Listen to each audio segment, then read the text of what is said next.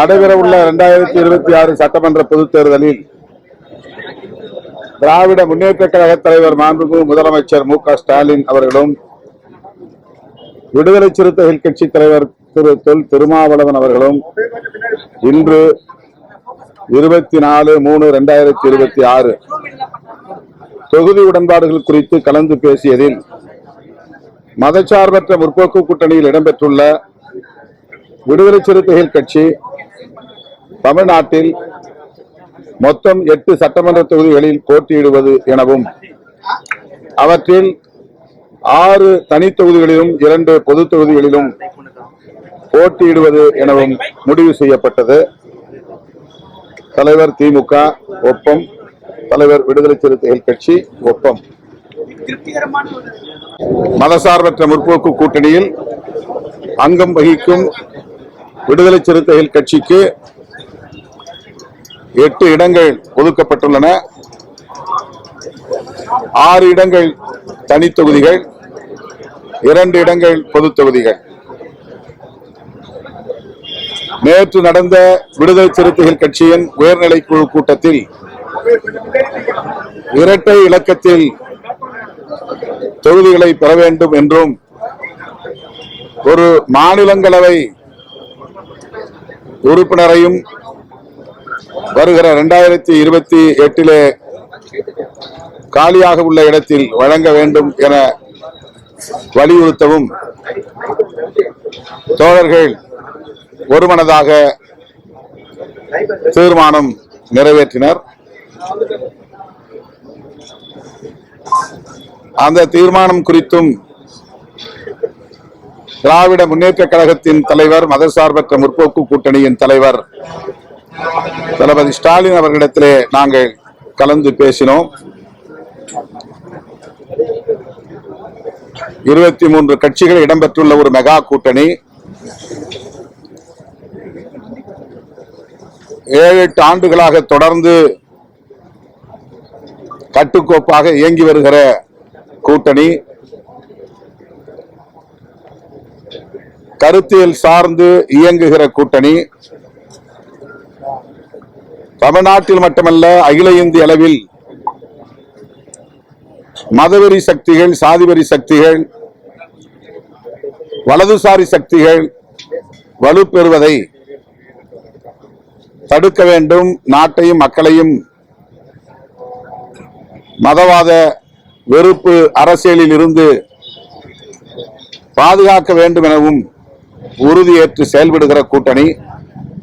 இந்த கூட்டணியின் வெற்றியை முன்னிறுத்தி அனைத்து கோணங்களிலும் நல்லது கெட்டது போன்றவற்றை சீர்தூக்கி பார்த்து விடுதலை சிறுத்தைகளின் நலன் எவ்வளவு முக்கியமோ அந்த அளவுக்கு நாம் அங்க வகிக்கும் கூட்டணியின் நலன்களும் முக்கியமானது என்பதையும் கருத்தில் கொண்டு இந்த முடிவுக்கு விடுதலை சிறுத்தைகள் கட்சி உடன்பட்டிருக்கிறது. தொடர்ந்து திராவிட முன்னேற்ற கழகத்தோடு நாங்கள் பயணிப்பதற்கு, மதசார்பற்ற முற்போக்கு கூட்டணியில் பயணிப்பதற்கு முதன்மையான காரணம் இடதுசாரி ஜனநாயக அரசியல் தமிழ் மண்ணில் பாதுகாக்கப்பட வேண்டும் என்பதுதான். வலதுசாரி பிற்போக்கு அரசியல் காலூன்றிவிடக் கூடாது, வலுப்பெற்றுவிடக் கூடாது. அது தமிழ்நாட்டுக்கும் நல்லதல்ல, இந்திய தேசத்திற்கும் நல்லதல்ல என்கிற பார்வையில் இருந்துதான் என்பதை அவ்வப்போது நாங்கள் தெளிவுபடுத்தியிருக்கிறோம், உறுதிப்படுத்தியிருக்கிறோம். அதே அடிப்படையில் தான் இந்த பேச்சுவார்த்தையையும் நாங்கள் நடத்தி முடித்திருக்கிறோம். எனவே 8 தொகுதிகளில் இன்றைக்கு கையெழுத்திட்டிருக்கிறோம். 200க்கும் மேற்பட்ட இடங்களில் இந்த கூட்டணி வெற்றி பெற வேண்டும் என்கிற வேட்கையோடு, தீவிர முனைப்போடு விடுதலை சிறுத்தைகள் தேர்தல் பணிகளை முன்னெடுப்போம். தமிழ்நாட்டு மக்களின் பேராதரவோடு இந்த கூட்டணி மாபெரும் வெற்றி பெறும். ஒருபுறம் வலதுசாரிகள், அதாவது சங் பரிவார்களின் தலைமையிலான வலதுசாரிகள், இன்னொரு புறம் புரட்சியாளர் அம்பேத்கர், தந்தை பெரியார், மாமேதை மார்க்ஸ் போன்ற மாமனிதர்களின் அரசியலை திரித்து பேசி திராவிட அரசியலுக்கு எதிராக களமாடுகிறோம் என்கிற பெயரில் சமூக நீதி அரசியலுக்கு வேட்டு வைக்கும், உலை வைக்கும் முயற்சியில் ஈடுபடுகிற திரிபுவாத சக்திகள். ஆகவே வலதுசாரி சக்திகளையும் திரிபுவாத சக்திகளையும் வீழ்த்த வேண்டிய பொறுப்பு விடுதலை சிறுத்தைகள் கட்சிக்கு யாரையும் விட கூடுதலாக இருக்கிறது என்று நாங்கள் உணர்கிறோம். தற்காலிகமாக இந்த தேர்தலில் எங்களுக்கு என்ன லாபம் என்று கணக்கு போட்டு அதன் மூலம் வலதுசாரிகள் வலுப்பெறுவதற்கு இடம் கொடுத்து விட்டால் பிறகு தமிழ்நாட்டு அரசியலில் சாதி வெறியர்களும் மதவெறியர்களும் தான் கொட்டமடிப்பார்கள். அவர்களின் கைகள் ஓங்கும். விளிம்புநிலை மக்களுக்காக போராடக்கூடிய இடதுசாரி சக்திகள் பின்னுக்கு தள்ளப்படும் நிலை உருவாகும். என்னுடைய பார்வையில் இன்றைக்கு விடுதலை சிறுத்தைகள் கட்சிக்கு தந்திருக்கிற 8 தொகுதிகளும் கம்யூனிஸ்ட் கட்சிகளுக்கு தந்திருக்கிற 10 தொகுதிகளும் சேர்த்து 18 தொகுதிகள் இடதுசாரி அரசியலை பாதுகாப்பதற்காக போராடக்கூடிய இயக்கங்களுக்கு திமுக வழங்கியிருக்கிறது என்றுதான் நான் புரிந்து கொள்கிறேன். விடுதலை சிறுத்தைகள், இடதுசாரிகள் மற்றும் முஸ்லிம் லீக், முஸ்லிம் அமைப்புகள் சிறுபான்மையினரின் ஜனநாயக உரிமைகளை பாதுகாக்கிற சக்திகள். ஆக இந்த கட்சிகளுக்கெல்லாம் ஒதுக்கப்பட்டிருக்கிற இந்த இடங்கள் மேலோட்டமாக பார்த்தால் எண்ணிக்கையிலே குறைவு என்று தோன்றும். ஆனால் எல்லா திசைகளிலும் நாம் கூட்டி கழித்து கணக்கு போட்டு பார்த்தால் வெற்றி ஒன்றே இலக்கு. வெற்றியை அடிப்படையாக கொண்டே இவற்றை நாங்கள் தீர்மானித்திருக்கிறோம். 1-2 தொகுதிகளுக்காக முரண்பட்டு கூட்டணிக்குள்ளே சலசலப்பை உருவாக்கி வெற்றிக்கான வாய்ப்புகளை நாம் சேதப்படுத்திவிடக் கூடாது என்கிற பொறுப்புணர்வோடுதான் இந்த நிலைப்பாட்டை நாங்கள் எடுத்திருக்கிறோம். இதில் எங்களுக்கு மனநிறைவு உள்ளது. புதுச்சேரியில் தனித்து போட்டி என்று நாங்கள் அறிவித்திருக்கிறோம். 3 தொகுதிகளில் நாங்கள் நாமினேஷன் செய்திருந்தோம். ஏன் 3 தொகுதிகளில் நாமினேஷன் செய்ய வேண்டிய நிலை ஏற்பட்டது என்றால், வேட்புமனு தாக்கல் செய்வதற்கு கடைசி நிமிடம் வரையில் கூட்டணி உறுதிப்படவில்லை. திமுக காங்கிரசுக்கு இடையே கிட்டத்தட்ட 7 நாட்கள் 8 நாட்கள் இடைவிடாமல் பேச்சுவார்த்தை நடந்து கொண்டே இருந்தது. அந்த பேச்சுவார்த்தையில் எண்ணிக்கையே முடிவாகவில்லை. இந்த நிலையில் வேட்புமனு தாக்கல் செய்வதற்கான கால அவகாசம் முடிந்துவிடும் என்பதனால் முன்னெச்சரிக்கையாக நாங்கள் 3 தொகுதிகளில் வேட்புமனு தாக்கல் செய்திருந்தோம். உசுடு தொகுதியிலும் நெட்டப்பாக்கம் தொகுதியிலும் தனி தொகுதிகள், இந்த 2லும் எமது கட்சியின் முன்னணி தோழர்கள் வேட்புமனு தாக்கல் செய்திருக்கிறார்கள். அதே போல உழவர்கரை பொது தொகுதி, கடந்த ஆண்டு எங்களுக்கு காங்கிரஸ் அந்த தொகுதியைத்தான் ஒதுக்கியது. தனி தொகுதியை நாங்கள் கேட்டோம். இல்லை உழவர்கரையை எடுத்துக் கொள்ளுங்கள் என்று போன முறை காங்கிரஸ் எங்களுக்கு அந்த தொகுதியை தந்தது.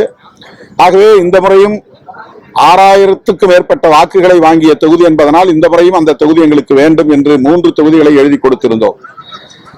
கடைசியாக வேட்புமனு தாக்கல் முடிந்த பிறகு விடுதலை சிறுத்தைகள் கட்சிக்கு 1 தொகுதிதான் என்ற அறிவிப்பு வெளியானது. ஆனால் அந்த 1 தொகுதியிலும் காங்கிரஸ் சார்பில் வேட்புமனு தாக்கல் செய்தவர்கள், தனி தொகுதிகளிலும் வேட்புமனு தாக்கல் செய்தவர்கள் திரும்ப பெறுவதற்கு தயாராக இல்லை. அது இன்னும் இழுபறியாகத்தான் இருக்கிறது.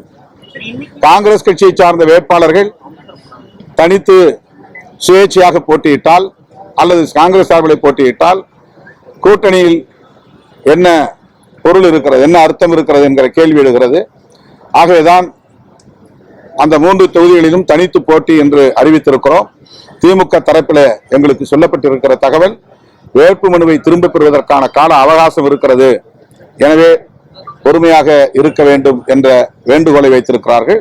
நாங்கள் பொறுத்திருக்கிறோம்.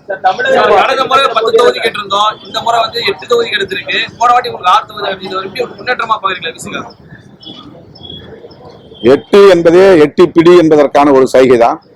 எங்கள் இலக்கை எட்டி பிடிப்பதற்கான ஒரு இடமாக இதை பார்க்கிறோம். எட்டுவோம், எங்கள் இலக்கை எட்டுவோம், வெற்றியை எட்டுவோம். நாங்கள் தமிழகத்தில் தவிர்க்க முடியாத ஒரு சக்தி என்பதை நிலைநாட்டுவோம்.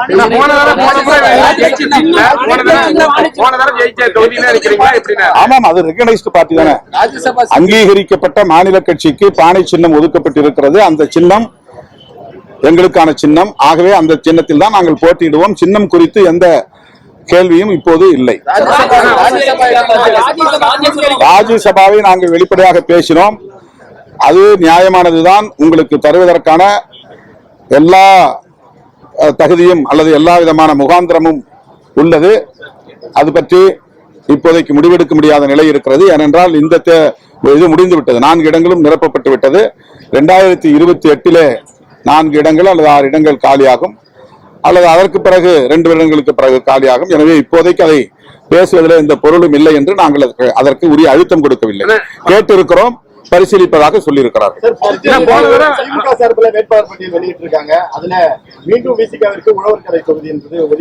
மீண்டும் இல்லை, ஏற்கனவே முடிவானதுதான். ஒரு தொகுதி அப்படின்னு ஒதுக்கி இருக்கிறாங்க. நாங்க 3 தொகுதியில போட்டிட்டு இருக்கிறோம். அவங்க எல்லா தொகுதியிலும் காங்கிரசும் மனு செய்திருக்கிறது. அவர்கள் எப்படி திரும்ப பெறப் போகிறார்கள் என்று தெரியவில்லை. இந்த நிலையில் தான் நாங்கள் தனித்து போட்டி என்று அறிவித்திருக்கிறோம். பேச்சுவார்த்தையில் மறுபடியும் ஒரு சுமூகமான தீர்வு காண இடம் இருக்கிறது. நீங்க வெற்றி பெற்ற தொகுதியில நீங்க கூடுதலா சென்னையில் ஏதாவது புதுசா தொகுதி கேட்கறீங்களா? அது நாளைக்கோ நாளை மறுநாளோ கூடி பேசுவோம். அந்த பேச்சுவார்த்தையில் தான் இறுதி முடிவு செய்யப்படும். கூட்டணியில் உள்ள ஒவ்வொரு கட்சியும் அவரவர் விரும்புகிற தொகுதிகளை எழுதி கொடுத்திருக்கிறார்கள்.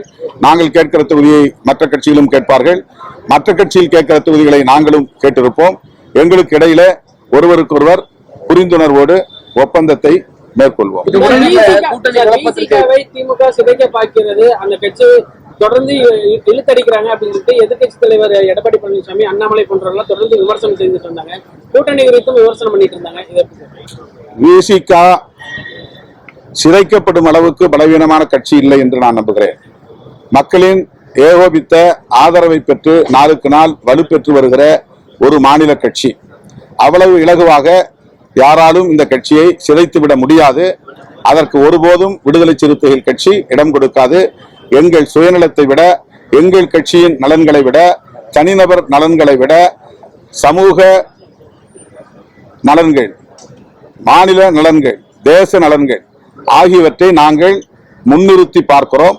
ஆகவே மற்றவர்களுக்கு எங்கள் நிலைப்பாடு பலவீனமாக இருக்கலாம், ஆனால் எங்களுக்கு தெரியும் எங்கள் பலம் என்ன, பலவீனம் என்ன என்று எல்லாவற்றையும் கணக்கில் கொண்டுதான் நாங்கள் இந்த முடிவை எடுத்திருக்கிறோம்.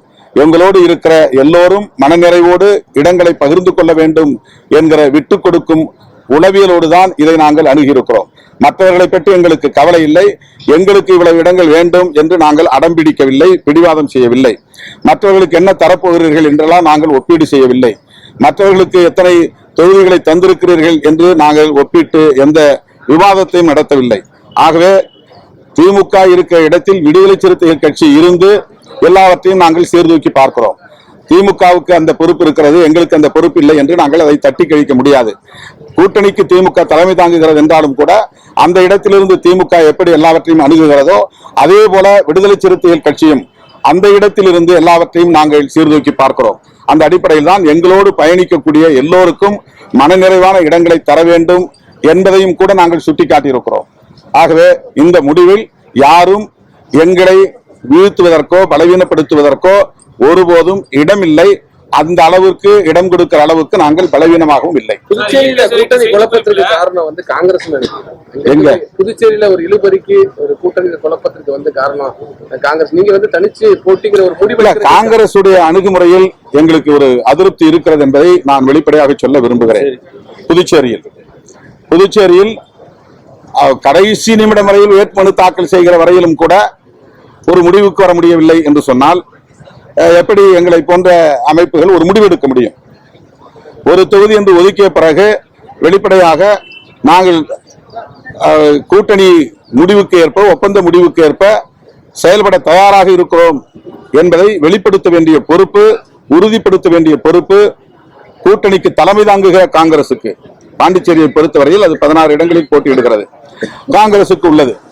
ஆகவே அங்கு ஒரு குழப்ப நிலை இன்னும் நீடிக்கிறது. அதுல இன்னும் சொல்ல போனால் திமுக போட்டியிடக்கூடிய ஒரு 4-5 தொகுதிகளிலும் காங்கிரஸ் வேட்புமனுக்களை திரும்ப வருமா என்கிற சந்தேகம் உருவாகி இருக்கிறது. அவர்கள் ஃப்ரெண்ட்லி ஃபைட்டிங் என்கிற பெயரில் நீங்களும் நில்லுங்கள், நாங்களும் இந்த 4 இடங்களில் இருக்கிறோம், யார் வெற்றி பெறுகிறார்களோ தேர்தலுக்கு பிறகு நாம் ஆட்சி அமைக்கிற போது ஒப்பந்தம் செய்து கொள்வோம் என்பதை போன்ற வாதங்களை செய்கிறார்கள் என்றும் கேள்விப்படுகிறோம். ஆகவேதான் எங்கள் தோழர்களுடைய உணர்வுகளுக்கு மதிப்பு கொடுத்து நாங்கள் தனித்து போட்டி என்று அறிவித்திருக்கிறோம். காங்கிரஸ் வந்து ஆட்சியிலே இல்ல, பல மாநிலங்களுடைய ஆட்சி இழந்திருக்காங்க. ஆனா மறுபுறம் இருக்கக்கூடிய பாஜக மாநிலம் பல்வேறு மாநிலங்களா ஆட்சி பண்றாங்க. நாடு முழுவதும் 15 வருஷமா ஆட்சியில் இருக்காங்க. அந்த கட்சி கூட்டணிக்கு மதிப்பு கொடுத்து 10 தொகுதிகள் குறைச்சிக்கிறாங்க. ஆனா காங்கிரஸ் அவங்களுடைய நிலையை அறியாம தொடர்ச்சியா கூட்டணி கட்சிகள் அழுத்தம் போட்டு தங்களை நிரூபிச்சுக்க முயற்சி பண்றாங்கன்னு நினைக்கிறீங்க? இந்த கேள்விக்கு நீங்க காங்கிரஸ் தலைவரிடம் தான் விடையை எதிர்பார்க்க வேண்டும். இதை நாங்கள் கருத்து சொல்ல எதையும் விரும்பவில்லை.